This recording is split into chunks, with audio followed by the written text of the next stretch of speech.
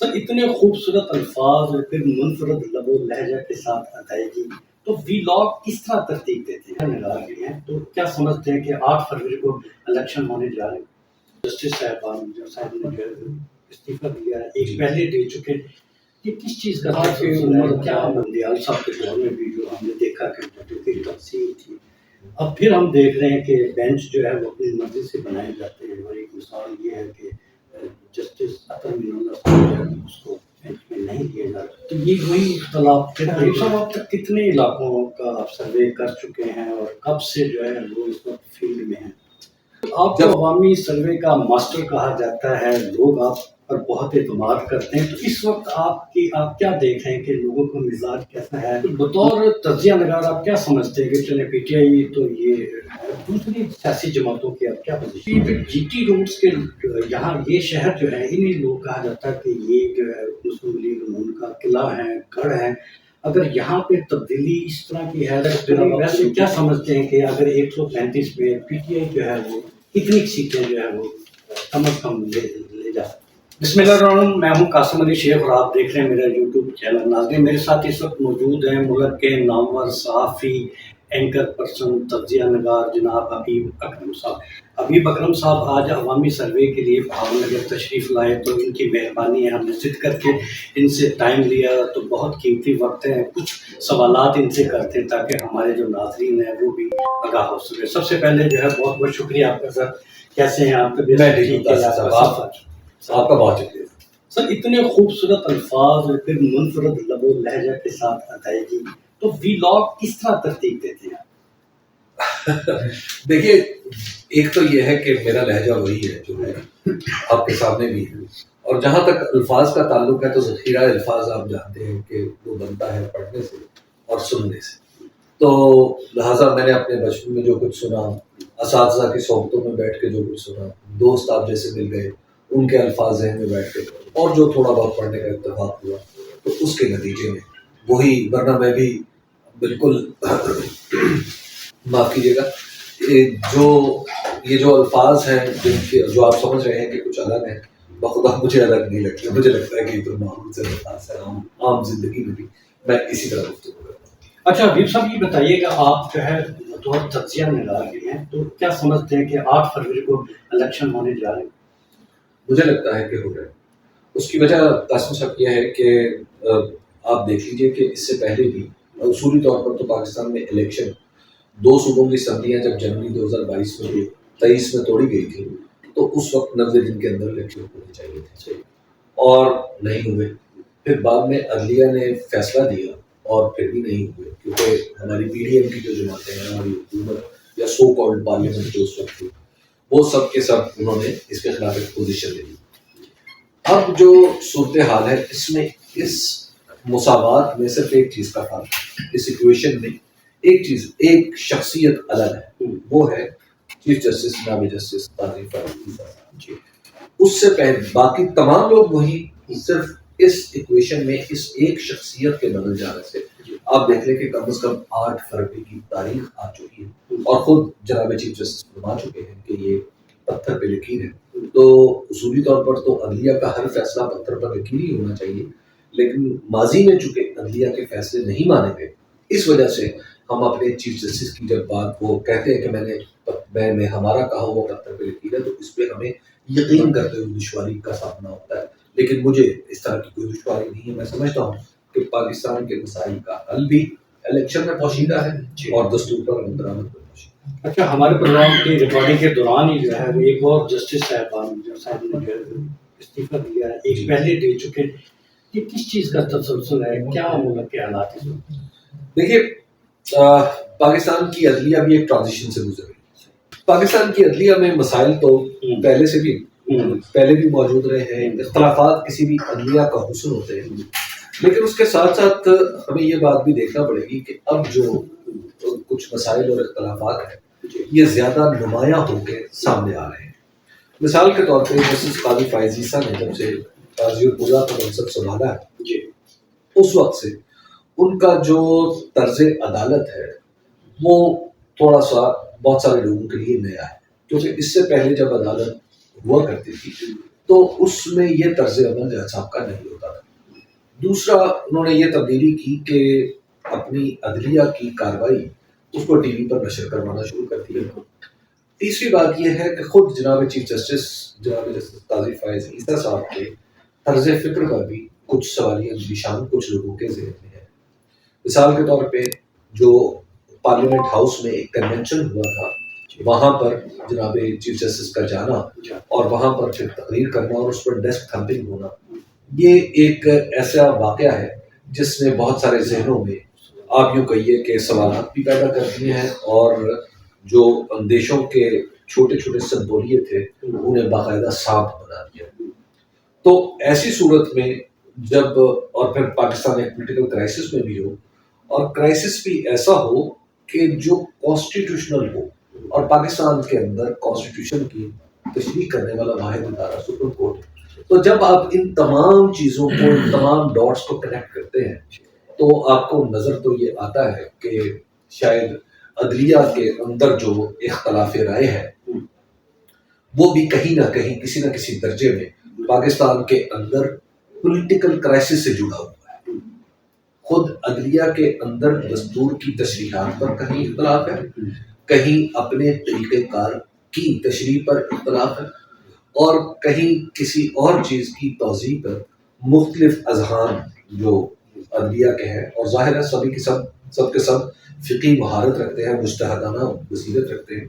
تو اس میں جو اختلاف ہے وہ میں سمجھتا ہوں کہ وہ اس حد تک پہنچ چکا ہے کہ شاید کسی نہ کسی حد تک اسے آپ شخصی بھی کہہ سکتے ہیں. تو اس سے پہلے ہم جسٹس عمر عطا بندیال صاحب کی جب دور قضا میں ہم دیکھ رہے تھے کہ جسٹس قاضی فائز عیسیٰ ایک مختلف راستہ اختیار کرتے تھے اور ہم اس وقت عمر عطا بندیال صاحب کی خدمت میں یہ عرض کیا کرتے تھے کہ جناب آپ اس ادارے کے سربراہ ہیں تو آپ کی ذمہ داری ہے کہ تمام لوگوں کو ساتھ لے کے چلیں. تو میرا خیال یہ ہے کہ اب تمام فکر مند پاکستانیوں کی طرف سے اگر جسٹس قاضی فائز عیسیٰ کو بھی یہ درخواست کی جائے تو غلط نہ ہوگا کہ جناب علی آپ ہمارے جو اس کارخانہ انصاف کے سب سے اوپر کے درجے پر بیٹھے، تو اب آپ مہربانی کریں سب کو ساتھ لے کر چلنے کی کوشش کریں. یہ جسٹس اعجاز الاحسن کے استعفے کو یہ نہ سمجھا جائے کہ خدا نخواستہ حاکم بنا کہ کہیں عدلیہ میں ایک فریق فتح پا گیا اور دوسرا شکست کھا گیا. کوئی جسٹس یوں ہی نہیں بن جاتا اور اس درجے تک یوں ہی نہیں پہنچ جاتا اور پھر استعفیٰ بھی یوں ہی نہیں دے دیتا. آپ نے کہا کہ عمر عطا بندیال صاحب کے دور میں بھی جو ہم نے دیکھا کہ ججوں کی تقسیم تھی، اب پھر ہم دیکھ رہے ہیں کہ بینچ جو ہے وہ اپنی مرضی سے بنائے جاتے ہیں. اور ایک مثال یہ ہے کہ جسٹس عطا من اللہ صاحب جو ہے اس کو بینچ میں نہیں کیا جا رہا. تو یہ وہی اختلاف پھر دیکھ رہے ہیں. دیکھیے میں سمجھتا ہوں کہ ہمیں ان اختلافات کو بہت زیادہ ہوا نہیں دینی چاہیے. نمبر 2 یہ ہے کہ دیکھیے پاکستان کے اندر یہ جو بینچ کا معاملہ ہے نا، خاص طور پر دستوری حوالے سے، میری رائے اس پہ، میں سیاسیات کا اور قانون کا ادنا سا طالب علم اور میں اپنے اس ادنا ہونے کا اعتراف کرتے ہوئے یہ جسارت کروں گا کہ جہاں پہ کانسٹیٹیوشن کا معاملہ ہو، جہاں پہ دستور کی تشریح و توضیح کا معاملہ ہو، وہاں پہ سپریم کورٹ کا کوئی بھی بینچ نہیں، پوری کی پوری سپریم کورٹ کا بیٹھنا چاہیے تاکہ ونس فار آل یہ معاملہ طے ہو. بجائے اس کے کہ آپ 5 لوگوں کا بینچ بنائیں، بجائے اس کے کہ 6 لوگوں کا بینچ بنائیں، تمام کے تمام ججز کا بینچ بنائیں اور اس پہ بیٹھ کے آپ دستور کی تشریح کا فیصلہ کریں. بجائے یہ کوئی طریقہ مجھے سمجھ میں نہیں آتا کہ 5 لوگ بیٹھ جائیں تو دستور کی تشریح ہو جائے گی یا 6 لوگ بیٹھ جائیں دستور کی تشریح ہو جائے گی. اور پھر خاص طور پر supreme court practice and procedure bill میں اور اس کی عدالت میں قبولیت میں پاکستان کی قانونی نظام کے اوپر بہت سارے سوالیہ نشان کھڑے کر دیے. میں اگین ایک ادنا طالب علم نہایت ادب کے ساتھ یہ پھر جسارت کروں گا یہ کہنے کی کہ آخر عدلیہ کا کون سا فیصلہ فائنل ہوگا، کون سا فیصلہ حتمی ہوگا. حتمیت جو ہے فیصلوں کی اس کے اوپر بھی سوالیہ نشان. اچھا حبیب صاحب، اب تک کتنے علاقوں کا آپ سروے کر چکے ہیں اور کب سے جو ہے وہ اس وقت فیلڈ میں ہیں؟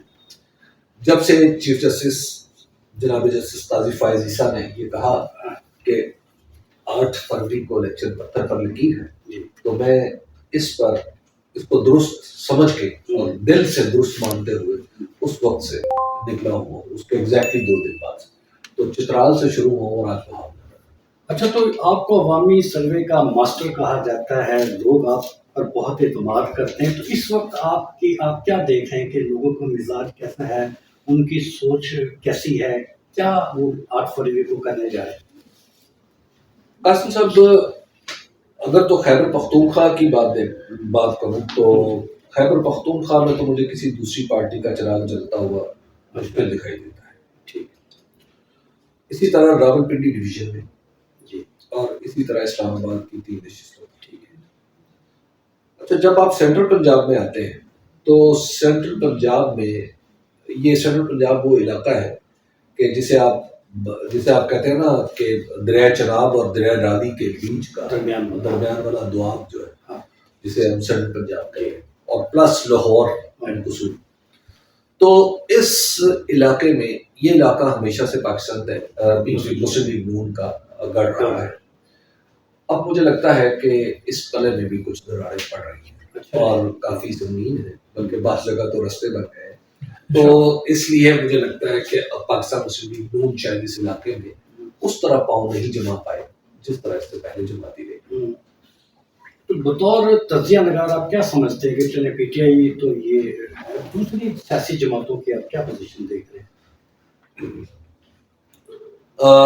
آپ یعنی پیپلز پارٹی کو خاص طور پر، پھر مسلم لیگ نون کو، اگر جی ٹی روڈ پہ اگر یہ حال ہے تو پھر دیکھیے، اگر ترتیب وار دیکھا جائے ہاں جی، تو اگر ہم الیکشن کو فری اینڈ فیئر سمجھیں، منصفانہ سمجھیں، اور الیکشن اس طرح ہو جس طرح دنیا بھر میں ہوتا ہے، یعنی سب کے لیے قابل قبول ہو، تو پھر مجھے ایسا لگتا ہے کہ پارلیمنٹ کی قومی اسمبلی کی سب سے بڑی جماعت ہوگی پاکستان تحریک انصاف، دوسرے نمبر پہ ہوگی پاکستان مسلم لیگ نون، 19-20 کے فرق سے تیسرے نمبر پہ ہوگی پاکستان پیپلز پارٹی۔ یعنی کہ آپ سمجھ رہے ہیں کہ جو مسلم لیگ نون ہے اور پیپلز پارٹی ہے، ان کے درمیان بہت کم فرق، اچھا بہت کم۔ اچھا، تو آپ یہ بتائیں کہ یہ جو جی ٹی روڈس کے یہاں یہ شہر جو ہے، انہیں لوگ کہا جاتا ہے کہ یہ جو ہے مسلم لیگ نون کا قلعہ ہے، گڑھ ہے، اگر یہاں پہ تبدیلی اس طرح کی ہے تو پھر اب آپ جنوبی پنجاب میں بھی اب آج سے جو ہے وہ داخل ہو چکے ہیں، تو یہاں کوئی فرق آپ دیکھ رہے ہیں؟ دیکھیے، یہ جو فرق ہے نا، آپ کو ہر جگہ نظر ہے۔ اگر آپ مثال کے طور پہ اگر آپ خیبر پختونخوا میں دیکھیں تو خیبر پختونخوا میں آپ جو پچھلی بار اگر آپ دیکھیں تو وہاں سے جمعیت علماء اسلام نے بھی نشست نہیں تھی، عوامی نیشنل پارٹی کی بھی ایک نشست تھی، اور مسلم لیگ نون نے بھی ایک نشست لی تھی، لیکن اب صورتحال وہاں پہ بدل گئی۔ اچھا، اسی طرح راولپنڈی میں ایک زمانہ تھا پاکستان مسلم لیگ نون بہت مضبوط ہوا کرتی تھی، وہاں پہ بھی صورتحال بدلی، تو اور پھر جو درمیان میں یہ سینٹرل پنجاب وہاں پہ بھی بدلی ہے، تو اس کی بنیادی وجہ یہ نہیں ہے کہ یعنی بنیادی وجہ یہ ہے کہ ہمارے جو سیاسی جماعتیں تھیں وہ کچھ علاقوں کو اپنا قلعہ قرار دے دیتی تھی کہ بس جناب یہ ہمارا قلعہ ہے، ٹھیک ہے، لیکن اب لوگ کہتے ہیں کہ ٹھیک ہے ہم آپ کے ساتھ ہیں، لیکن ہمیں وہ دلیل بھی تو بتائیں کہ ہم کیوں آپ کے ساتھ ہیں، یا جو کچھ اب لوگ جو ہے عام آدمی وہ اپنے سیاستدانوں کو، سیاسی جماعتوں کو انہی کے الفاظ پر پورا اترتا ہوا دیکھنا چاہتا ہے۔ تو جب آپ دستور کی آواز اٹھائیں، یہ کہیں کہ ووٹ کو عزت دو، دستور بنانے میں فخر محسوس کریں اور اس بات پہ اصرار کریں کہ آپ کی جماعت پیپلز پارٹی یعنی کہ اس نے دستور بنایا تھا اس وجہ سے اس کی عزت کی جائے، لیکن جب دستور پر عمل درآمد کا وقت آئے، اسمبلیاں ٹوٹے اور آپ الیکشن کے راستے میں رکاوٹ بن کے کھڑے ہو جائیں، تو پھر ظاہر ہے کہ آپ کو اس بات کا جواب دینا ہوگا۔ اچھا، کے پی کے سے لے کے تقریباً سہیوال تک لگ بھگ 135 کے قریب این اے کی سیٹیں ہیں، تو میں ایگزیکٹ تو نہیں، ویسے کیا سمجھتے ہیں کہ اگر 135 میں پی ٹی آئی جو ہے وہ کتنی سیٹیں جو ہے وہ کم از کم لے جا سکتی؟ 80 سے زیادہ سیٹیں پی ٹی آئی لے جا سکتی؟ جی، یہ آج اگر الیکشن۔ اچھا، آپ یہ بتائیے گا کہ किस सियासी जो शख्सियत है उसका आप इंटरव्यू करना चाहते हैं, या फिर जो है वो सबसे ज़्यादा किस सियासी शख्सियत के साथ आपको इंटरव्यू करने में मज़ा है? ऑनेस्टली मुझे सियासी जो जितने भी पॉलिटिकल लीडर्स हैं उनसे मिलने का इत्तेफाक जरूर हुआ, लेकिन जो इंट्रोड्यूस करने की बात है ना, एक तो ये कि हमारे बड़े लोग इतने ज्यादा एक्सपोज्ड हैं, इतने ओवर एक्सपोज्ड हैं, हम उनके बारे में इतना कुछ जानते हैं कि उनसे इंटरव्यू करने को दिल भी नहीं चाहता। ये भी एक शायद किसी न किसी दर्जे पे ये मसला है। और अगर आप मेरे दिल से पूछें तो मुझे आम लोगों से बात करना बहुत अच्छा लगता है। यानी मैं हमेशा कुछ सीखता हूँ। मुझे जब भी मैं आम लोगों से मिलता हूँ, मैं आपको अर्ज करूँ कासिम साहब, मुझे एक दफ़ा बन्नू में वो रक्षा चला रहे थे, जो 3 मोटरसाइकिल रिक्शा वो चला रहे थे। उन्होंने मुझे पाकिस्तान की एक कॉमेडी समझा। अच्छा है।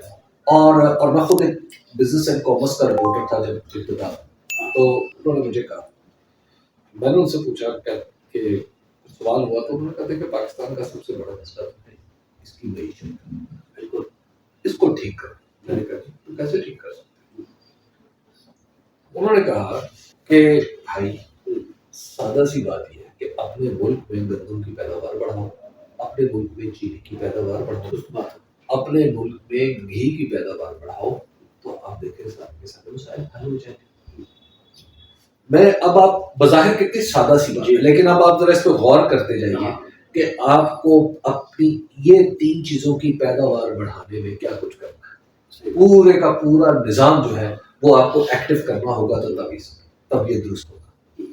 इसी तरह मैं एक दफा कामों की था, तो कामों की में आपने देखा होगा, मैं चलते लोगों से बात करता हूँ, तो मैंने एक साहब से पूछा, उन साहब ने मुझे कहा कि देखो भाई, हम नहीं चाहते, हमने के 1947 में जो आज़ादी दी थी, हम 2023 में उसको कुछ कमी करते हैं। हम चाहते हैं कि हम आज़ाद रहें, और ये बात हमारे सारे पॉलिटिकल लीडर्स को समझनी चाहिए। इसी तरह एक और साहब ने मुझे बताया, और उन्होंने बहुत ही दिलचस्प एनालिसिस करके बताया मुझे। उन्होंने अमेरिका को भी देखा, उन्होंने रूस को भी देखा, उन्होंने यूक्रेन का भी एनालिसिस किया, उन्होंने पाक भारत ताल्लुकात के बारे में भी बताया, और उन्होंने पाकिस्तान के लिए गोइंग फॉरवर्ड एक पॉलिसी भी तशरीह की। बताने का मकसद ये कि मुझे आम लोग जो गली मोहल्ले का, जिसे हम आदमी हैं, मैं खुद भी कूचागर हूँ, तो मुझे तो उन लोगों से हमेशा बात करके अच्छा लगता है। नहीं, आप बार बार आम आदमी की बात कर रहे हैं, तो कोई सियासी शख्सियत से बेजार हैं या इन पर यकीन नहीं है? बेजार तो मैं, अच्छा, तो वो क्यों? लेकिन लोगों के ट्रस्ट पे पूरा नहीं उतर है, या जो इस हमारे मुल्क का हाल किया है उसमें भी आप समझते हैं कैसे? देखिए, ये एक थोड़ा सा इस पे ना, ये एक पर्सनल नोट है, मैं वाज़ेह कर दूंगा आपके नाज़रीन के लिए। पर्सनल नोट ये है, देखिए हमारी जो मोस्टली जो पॉलिटिकल क्लास है, इनके दुनिया भर के दूसरे मुल्कों में घर नहीं, बिल्कुल ठीक।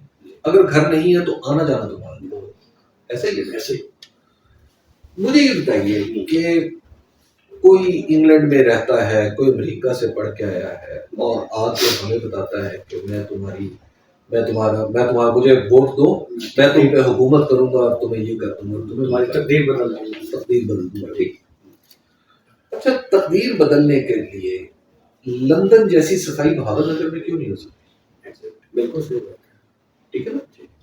अच्छा, ये मुझे बताएं कि न्यूयॉर्क जैसे पुलिस जो है वो कराची में क्यों नहीं हो सकती? ठीक है, ये सब लोगों ने देखा होगा ना, इन लोगों ने देखा होगा। मुझे और मेरे आपका तो इतना आना जाना नहीं है ना बाहर, आम आदमी का तो आना जाना बाहर नहीं है। हम तो बड़ी किस्मत, हम जैसे गरीब आदमी ज्यादा से ज्यादा चले गए तो हज पे चले गए जिंदगी में एक दफा। तो ये भेड़े बकरियां हैं क्या? ये 22-25 करोड़ लोग जो है, ये इनको आपने क्या समझा होगा? ये क्या है? ये हम आपकी कुर्बानी के लिए है, हम आपकी, आप क्या है, आप हमें क्या समझते हैं कि आप तो सारी चीजें आप देख के भी आते हैं और हमें आके देते नहीं। तो ये है, मुझे ऐसा लगता है कि ये 2 ही वजूहात हो सकते हैं। या तो ये बेचारे इतने सादा है کہ یہ اس نظام کو سمجھ ہی نہیں پاتے, بس دیکھتے ہیں اور حسرتیں بھر کے حضرت بری آہیں بھرتے ہوئے پاکستان آ جاتے ہیں, یا پھر یہ اتنے شروڈ ہیں, اتنے عیار ہیں کہ یہ ہمیں دینا ہی نہیں چاہتے. یہ سمجھتے ہیں کہ اگر یہ قوم ترقی کر گئی تو پھر ان کی سیادت کو کون مانے گا. مجھے تو ان دونوں میں سے کوئی ایک راستے ہے, تو ہر دو صورتوں میں ان سے بیزاری ہی بنتی ہے. جی اچھا ابھی صاحب یہ بتائیے گا کہ مسلم لیگ نون نے سفر اپنا آغاز کیا کہ ووٹ کو عزت دو, اس کے بعد اب سفر جو ہے اس کا پہنچا ہے کہ ہماری بات ہو گئی, کیسا دیکھتے تھے؟ ووٹ کو عزت دو تو اس نے اپنا سفر ختم کر دیا.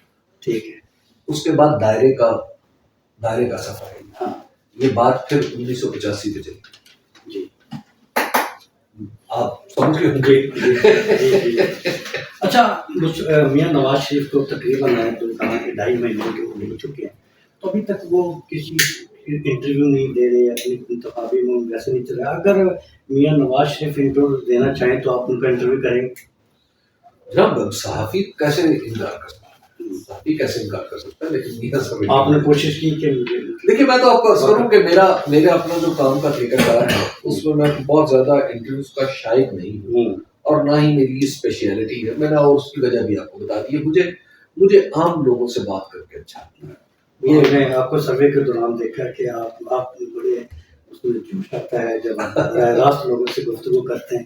تو یہ دیکھیے مجھے ایسے لگتا ہے, بعض لوگ کہتے ہیں کہ بعض لوگ اس کو حدیث قرار دیتے ہیں, بعض لوگ حضرت علی کا قول قرار دیتے ہیں, یا ہر دو صورتیں اکٹھی بھی ہو سکتی کہ من عرف نفسه فقد عرف ربه, کہ جس نے اپنے آپ کو پہچانا اس نے اپنے رب کو پہچانا. جب میں لوگوں سے بات کرتا ہوں آنیسٹلی قاسم صاحب, مجھے ایسا لگتا ہے کہ جیسے میں خود سے بات کروں, کہ خود کو سمجھنے کی کوشش کر. اچھا تو بطور تجزیہ نگار میاں محمد نواز شریف کو ملک کا وزیر اعظم دیکھ رہے ہیں؟ مشکل لگ رہا ہے. وہ جو پھر ہماری بات ہو گئی ہے وہ پھر کہاں گئی؟ دیکھیے اس وقت جو پاکستان مسلم لیگ نون ہے نا, وہ جس مائنڈ سیٹ میں ہے وہ یہ ہے کہ وہی جو آپ جس کی طرف آپ اشارہ کر رہے ہیں, وہ الیکشن کو, الائنس کو, پالیٹکس کو محض تکلف سمجھ رہے ہیں. لیکن ان سے پتہ ہے کہ نتائج کیا ہے. مجھے سم ہاؤ ایسا لگتا ہے کہ نتائج کا کسی کو پتہ نہیں. صحیح بات, بالکل صحیح بات. یہ کسی کو پتہ نہیں. اچھا مریم نواز صاحبہ اور شہباز شریف صاحب, ان کا کیا دیکھتے ہیں کہ وہ آئندہ جو حکومت بنتی ہے نہیں بنتی, ان کی کیا سیاسی یا حکومتی کو عہدہ مل سکتا ہے, ان کی پوزیشن ہو سکتی ہے؟ سب کو ملے گا. شریف فیملی کا ہر آدمی, زیادہ سے زیادہ لوگ اسمبلی میں جائیں گے اور ہر شخص کو ہوتا ہے. اور اگر آصف علی زرداری صاحب اور بلاول بھٹو صاحب کو کہاں دیکھتے ہیں؟ میرا خیال ہے بلاول بھٹو صاحب استعفیٰ حکومت کی بنا, یہ تو ان کی سیٹنگ نہیں ہوگی, کیونکہ ان کو ان کے جو معلومات کی بنیاد پہ میں آپ کو عرض کروں کہ ان کے لیے جو پلان ہے وہ سندھ اور بلوچستان. اچھا پی ٹی آئی جو ہے وہ بڑا ڈیپینڈ کرتی ہے اپنی سوشل میڈیا ٹیم پر, کیا فرق ہے مسلم لیگ نون اور پی ٹی آئی کے سوشل میڈیا ٹیم؟ پیشن کا اور پیسے کا. تاکہ پی ٹی آئی کی طرف پیشن ہے, پی ایم ایل این کی طرف پیسہ ہے, تو پھر وہ پیسہ لگ کے بھی اس کا رزلٹ ظاہر ہے. پیشن کا جواب پیسہ نہیں ہو سکتا. تو یہ تو اس لیے فرق آپ کو نظر آتا ہے. بہت سارے لوگ جو پاکستان تحریک انصاف کے وہ خود سے ایکٹیو ہیں ڈیجیٹل میڈیا پہ. دوسری طرف ہم پاکستان مسلم لیگ نون کو دیکھتے ہیں کہ وہ لیگ بہائنڈ کرتی ہے, اس نے ارینجمنٹ کیا ہے کہ سوشل میڈیا پر ہم نے اپنی ایگزسٹنس دکھانی. دیکھیے ہمارے جو لوگ ہیں نا وہ ایک بات نہیں سمجھتے کہ کچھ, میرا خیال ہے کہ سیاستدانوں کو یہ بھی سمجھنا چاہیے کہ وہ اپنی قوم پہ بھروسہ کریں کہ ان کی قوم پہلے سے کچھ زیادہ سمجھنے لگی ہے. اچھا آپ نیشنل میڈیا پر بھی ہیں, سوشل میڈیا پر بھی ہیں, کیا سمجھتے ہیں کہ جو سوشل میڈیا ہے اس کی طاقت میں اضافہ ہوا ہے اور جو نیشنل میڈیا ہے اس پر لوگ کم ٹرسٹ کرتے ہیں؟ دیکھیے نیشنل میڈیا کی جو اپنی حرکتیں ہیں یا مین اسٹریم میڈیا سے کہتے ہیں, یا مین اسٹریم میڈیا کے اوپر جو اتنی پابندیاں دیدہ و نادیدہ ہیں وہ اتنی زیادہ ہے کہ اس میں ہم بہت سارے ظاہر ہیں ہم پہ بھروسہ ہوتا ہے, اس میں کوئی شک نہیں ہے. مثال کے طور پہ آپ ابھی بہاول نگر میں کتنے لوگ ہیں جنہوں نے ٹرم استعمال کی قاسم کے اوپر, 804 804 ایاک نعبد و ایاک نستعین، اس پہ پرچہ ہو، اس پہ نام نہیں لے رہے، اس پہ پرچہ ہوگا. یہ کس پہ طنز ہے؟ یہ طنز ایکچولی مین اسٹریم میڈیا، بالکل یہ مین اسٹریم میڈیا پر طنز ہے.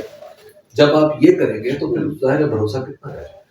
اچھا، بہت زیادہ وقت آپ نے دیا، آپ کا وقت جو ہے بہت قیمتی ہے، اور یہ میرے لیے انتہائی خوش قسمتی ہے کہ میں آپ جیسی شخصیت ہے اس کا انٹرویو جو ہے کر رہے ہیں. اچھا، آخری سوال یہ ہے کہ افواہیں جو ہے وہ زبان زد عام ہے، 2 استعفے تو آ بھی چکے ہیں اعلیٰ درجے سے، تو کیا سمجھتے ہیں کہ جو چیف الیکشن کمشنر ہے ان کا بھی کوئی استعفیٰ بطور سیاسی تجزیہ نگار کیا کہتے ہیں؟ دیکھیے اس میں آپ نے مجھے ایکچولی اس جگہ لا کھڑا کیا ہے جہاں پہ بولنا بھی مشکل ہے اور چپ رہنا بھی مشکل ہے. میں یہ سمجھتا ہوں کہ جو چیف الیکشن کمشنر صاحب ہیں انہیں اب سے کچھ عرصہ پہلے استعفیٰ دے دینا چاہیے تھا. یکے بعد دیگرے ان کے کچھ ایسے فیصلے ہیں جس پہ میں سمجھتا ہوں ایک طالب علم کے طور پہ کہ وہ ایسے تھے کہ وہ کسی ایک پارٹی کی فیور میں جاتے ہوئے لگتے تھے، لیکن اب ان کے پاس ان فیصلوں کی گنجائش کافی کم ہے. تو لہٰذا اب ان کے لیے بہترین راستہ یہ ہے کہ وہ ایک آزادانہ اور منصفانہ الیکشن میں اپنا کردار ادا کریں. لہٰذا اب انہیں استعفیٰ دینے کی ضرورت نہیں ہے. وہ جو انہیں جب دینا تھا انہوں نے دیا نہیں، تو اب پھر اپنا کام پورا کرتے ہیں. یہی عزت کا باعث ہے. اچھا، یہ بھی کہا جا رہا ہے کہ اس پہ ان پر دباؤ بھی ہے کہ وہ استعفیٰ دیں، اور وہ شاید استعفیٰ نہیں دینا چاہ رہے. کچھ قسم دیکھیے پاکستان کے اندر نا جب تک الیکشن ہو نہیں جائے گا یہ مسلسل باتیں چلتی رہیں گی. ٹھیک ہے نا، یہ 2013 میں بھی ایسا ہوا تھا، 2008 میں بھی ایسا ہوا تھا، تاکہ 2002 میں بھی ایسا ہوا تھا. اور اب پھر جب آپ نے باقاعدہ طور پر 2 اسمبلیاں ٹوٹی ہوں، آپ نے دستور پر عمل درآمد نہ کیا ہو، تو آپ بالکل درست ہیں یہ سمجھنے میں، حق بجانے میں نا کہ الیکشن ہوگا نہیں ہوگا، اس کو روکنے میں کیا کیا رکاوٹیں پیش آئیں گی. کیونکہ دیکھیے ہمارا اس کے پیچھے نیچے فنڈامنٹل جو مفروضہ ہے وہ کیا ہے، وہ یہ ہے کہ جی پی ٹی آئی کو نہیں آنے دینا. ایگزیکٹلی یہی ہے نا، پی ٹی آئی کا راستہ روکنے کے لیے الیکشن روکنا پڑے گا، الیکشن روکنے کے لیے الیکشن کمیشن کو ڈیزالو کرنا پڑے گا. یہی ہے نا ہم سب کے ساتھ. ٹھیک ہے نا. تو دیکھیے اس طرح نہیں ہوتا، اس طرح پی ٹی آئی نہیں.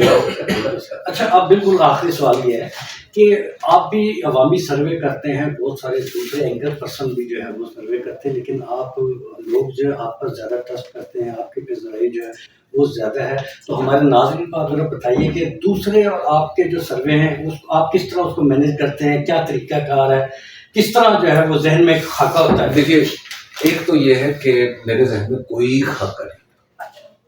میں جب کسی حلقے میں جاتا ہوں تو بالکل میں خالی ذہن ہو کے جاتا ہوں، اور میں اپنے آپ کو ایک طالب علم سمجھتا ہوں. اگرچہ الیکشن میں کئی دفعہ چیزوں کو دیکھ چکا ہوں، لیکن وہاں پر آ کے میں بالکل میرا ذہن خالی سلیٹ کی طرح ہوں. ٹھیک ہے. اور اس کے بعد جو نتیجہ ہوتا ہے، میرا خیال یہ ہے کہ اس میں اصل مسئلہ جو ہے وہ اپنے ذہن کو خالی سلیٹ کی طرح بنانا ہے. یہ ہے. بہت بہت شکریہ صاحب، بہت شکریہ آپ کے ساتھ، بہت مزہ آیا. یہ تھے جی آج کے ہمارے مہمان، ملک کے معروف تجزیہ نگار، صحافی، اینکر پرسن حبیب اکرم صاحب. امید ہے ہمارا یہ جو پروگرام ہے آپ کو ضرور پسند آیا ہوگا. بہت بہت شکریہ.